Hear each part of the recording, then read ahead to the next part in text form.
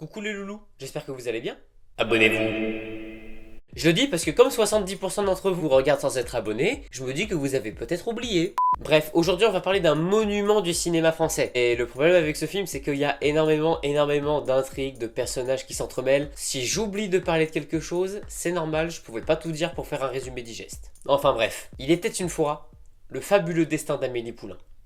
Le film commence sur un exposé qui explique qui est Amélie Poulain ainsi que sa famille. Monsieur Poulain est docteur, mais comme il ne touche jamais Amélie au quotidien, non, elle est nerveuse lors de ses examens médicaux. Monsieur Poulain diagnostique une maladie cardiaque à Amélie, donc il l'empêche de grandir auprès des autres enfants pour éviter d'aggraver cette maladie. Mais la vérité, c'est qu'elle n'a pas de maladie cardiaque. C'est juste que son cœur s'emballe quand son père s'approche d'elle. Et pour ceux qui se demandent où est sa mère, elle est morte écrasée par une touriste québécoise qui voulait se suicider en se jetant de la cathédrale Notre-Dame de Paris, ce qui sépare encore plus Amélie de son père qui est abattu par le chagrin. Chica chica chic. Aïe aïe aïe. Gaspard, vite. J'achète une auto Bianchi et Cabolax. Bravo Francis. Désormais adulte, Amélie est devenue serveuse au café des Deux Moulins à Paris. Dépourvue de relations sentimentales, mais c'est son choix, hein, pas comme moi, elle trouve le plaisir dans les choses simples de la vie.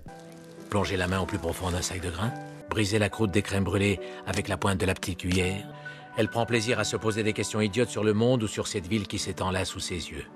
Combien de couples, par exemple, sont-ils en train d'avoir un orgasme à cet instant précis? C'est battu et la frappe pour qui sur son côté gauche, après ouais Fontaine, alors trois fois, et contrôlé, hop là. Et le 11e. Allez, pour Giroud, ça va revenir ce soir. Oui bah désolé, j'ai pas trouvé de 15-0. Ah oui, et si jamais, c'est pas la dernière fois que vous verrez du foot sur cette chaîne. En fait, quand il y aura des scènes de cul dans les films dont on parlera, je mettrai des scènes de foot pour censurer. Je me dis que la métaphore est pas mal et puis j'aime le foot alors... Donc voilà, si un jour on parle du jeu de Wall Street ou de Babylone, ne soyez pas étonnés qu'on parle plus de Ligue des Champions que de finances ou d'Hollywood. Sauf qu'un jour, la princesse Diana pratique ce qu'on appelle le décès. En apprenant ça à la télé, Amélie fait tomber un bouchon de bouteille qui roule et tape sur une plainte. À l'intérieur de ce mur se trouve une boîte à souvenirs et Amélie va se mettre en tête de retrouver son ancien propriétaire tout en se disant soit il est content, auquel cas je me mêle de la vie des autres et j'essaye de les aider, soit je m'en bats les couilles. Elle commence son enquête en demandant à la commère de l'immeuble. Elle parvient à la rediriger vers Collignon, l'épicier, qui est d'ailleurs exécrable envers Lucien, son employé atteint d'un handicap. Ceci dit, il envoie Amélie chez ses parents qui sauraient tout sur l'histoire de l'immeuble. Bredotto. Pardon. C'est le nom que vous cherchez. En rentrant de chez les parents de Collignon, Amélie croise dans le métro un certain Nino Quincampoix qui cherche quelque chose sur un photomaton, et oui, ça aura son importance.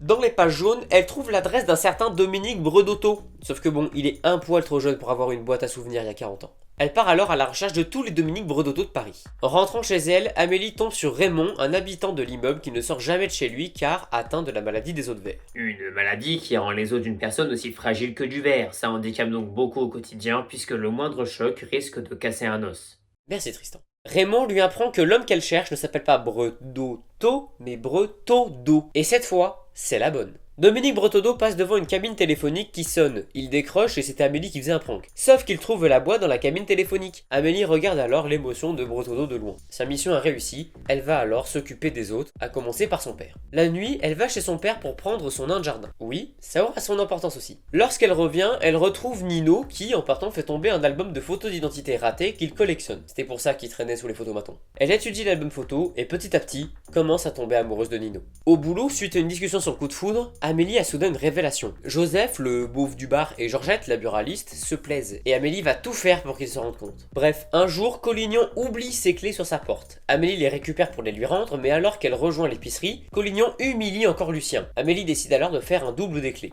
Grâce à ce double, la jeune femme s'introduit chez Collignon et fait une Kevin McAllister dans son appartement afin de venger Lucien. Le lendemain, Collignon est crevé à cause du prank d'Amélie qui l'a fait se lever à 3h du matin, donc c'est Lucien qui gère la boutique tout seul, et il se débrouille très bien. On peut dire qu'il prend les choses en main. Après une nouvelle discussion entre Amélie et son père, on comprend que ce dernier perd clairement la boule.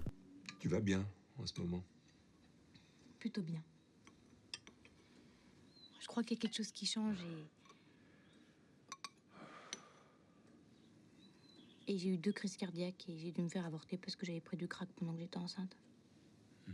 Amélie pense qu'un voyage lui ferait du bien, donc elle donne des photos à son père de son nain de jardin dans différents pays. En fait, Amélie a une amie qui est hôtesse de l'air. Amélie donne donc le lutin à sa pote qui va prendre des photos dans les 4 coins du monde afin de donner au père d'Amélie envie de voyager comme son lutin. Au bar, Georgette et Joseph se dragouillent timidement et au final finissent par conclure dans les toilettes. Après que Amélie ait trouvé la fiche de Nino qui fait un appel pour retrouver sa sacoche, on apprend qu'il travaille à la Foire du Trône mais aussi dans un vidéoclub porno. Alors je vois ici que vous avez marqué que vous pouvez travailler de jour comme de nuit. Oui, tout à fait. Alors je lis ici que votre ancien métier c'était enseignant de catéchisme. C'est exact. J'enseignais la foi et mon plus gros défi personnel, c'était de faire comprendre aux jeunes le péché que sont les relations sexuelles hors mariage.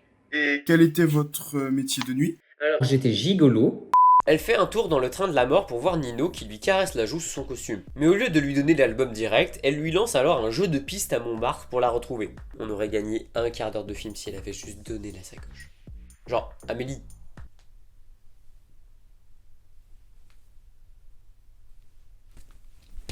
Le truc, c'est que plus elle est amoureuse, plus elle a peur d'aller lui parler. À l'épicerie, comme le round 1 n'a pas suffi et que Collignon continue d'humilier Lucien, Amélie recommence ses pranks. Bref, sous un photomaton, Nino trouve une photo où Amélie lui donne un rendez-vous de café. Mais la timidité extrême d'Amélie l'empêche d'aller lui parler. Alors elle fait glisser un mot dans sa poche, un autre rendez-vous.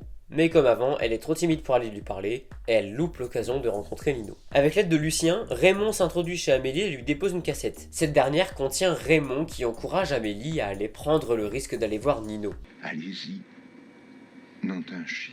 En partant de chez elle pour aller retrouver Nino, ce dernier est à sa porte. Elle le fait rentrer et s'autorise enfin à aimer. Son père part en voyage, Raymond est heureux, Nino et Amélie font de la moto dans Paris, et c'est fini. C'était parfait. Amélie Poulain, pour moi, c'est un film réconfort. Un film où il n'y a pas trop d'enjeux, juste de la bonne humeur pendant 2 heures, et ça fait du bien. Il y a quelque chose dans ces images jaune-vert qui me rend nostalgique d'une époque et d'une ville que je n'ai jamais vécue. Après, pour la nostalgie, il y a la musique qui joue beaucoup. Yann Tiersen, le compositeur, utilise par exemple l'accordéon, l'instrument typique parisien, et pour moi, en fait un personnage à part entière. Jean-Pierre Jeunet, lui, est le réalisateur d'Amélie Poulain, avec Dominique Pinon, mais aussi de La Cité des Enfants Perdus, avec Dominique Pinon, d'Un long dimanche de fiançailles, avec Dominique Pinon, de Délicatessen, avec Dominique Pinon, de Micmac Cartier-Larigot, avec Dominique Pinon, ou alors de Alien Résurrection, avec Dominique Pinon. Félicitations, vous remportez ce cadeau offert par notre partenaire. Plus sérieusement, j'ai un problème avec ce film qui m'a donné pas mal de fil à retordre pour écrire cette vidéo. En soi, c'est une qualité, mais... oh, il y a tellement de personnages et d'intrigues, c'est colossal. Un peu comme ma Amélie a une intrigue avec son père, Nino, Raymond, Georgette, Joseph, Dominique au début du film, Collignon, Lucien. Et ça, c'est uniquement ce dont j'ai parlé. Je voulais faire un résumé digeste, donc j'ai pas trop parlé de la commère de l'immeuble, mais il y a un gros truc avec elle. J'ai pas parlé du fait que Raymond partage son goût pour la peinture avec Amélie et Lucien. Il y a aussi un autre personnage dont j'ai pas parlé, qui est un client régulier des deux cafés, qui est une sorte d'auteur un peu raté. Et pour lui faire plaisir, Amélie a tagué une phrase de son livre sur un mur. Donc oui, j'ai omis pas mal de choses, mais j'ai gardé que ce qui me semblait essentiel au récit. Maintenant, parlons casting. Audrey Tautou est une légende du cinéma français. Elle joue bien sûr dans Amélie, mais aussi dans Un long dimanche de fiançailles, Coco avant Chanel, L'auberge espagnole, et à l'international, elle a déjà joué aux côtés de Thomas dans Da Vinci Code. Mathieu Kassovitz est un acteur-réalisateur presque aussi connu. Il a donc joué dans Amélie Poulain, mais aussi dans 5e élément, Valérian, Le Chant du Loup, Astérix Mission Cléopâtre et Munich de Steven fucking Spielberg. Et derrière la caméra, il a entre autres réalisé La haine et Les rivières pourpres, pour lesquels il a été nommé au César du meilleur réalisateur. Jamel Debbouze, lui, est un géant de l'humour. Il est plus qu'hilarant dans ses très nombreux sketchs, mais il a aussi joué numéro bis dans Mission Cléopâtre, dans Les Marsupilamis de Alain Chabat puis de Philippe Lachaud, et évidemment dans H avec les deux fous Eric et Ramsey. Isabelle Nanty, quant à elle, elle est surtout connue pour Les Tues chez les profs. Niveau palmarès, Amélie Poulain est un monstre. 13 nominations au César, dont 4 de gagnés, meilleur film, meilleur réalisateur pour Jeunet, meilleure musique pour Yann Tiersen et meilleur décor. Le film sera également nominé 5 fois aux Oscars, y compris pour le meilleur film en langue étrangère. Par contre, au box-office, ah bah c'est pareil. Pour un film qui a coûté 10 millions, il en a rapporté 17 fois plus. Il a enregistré plus de 8,6 millions d'entrées. Il est le 10e plus gros succès de l'histoire pour un film français au box-office. Et il a fini 25e plus gros succès mondial en 2001. Amélie Poulain, c'est vraiment un titan dans le cinéma français. Voilà, c'était Amélie Poulain. J'espère que la vidéo vous a plu. Comme je l'ai dit en début de vidéo, abonnez-vous, c'est important parce que ça se trouve beaucoup d'entre vous regardent sans être abonnés. Le sondage pour le prochain film est dispo. Choisissez entre Coco et Avengers. N'hésitez pas à partager, c'est extrêmement important ça, partager pour qu'un max de personnes puissent voir la vidéo. likez, abonnez-vous, commentez aussi si vous avez par exemple des recommandations de films. Merci à Alistair pour avoir essayé de m'embaucher. Et sinon, bah... bisous.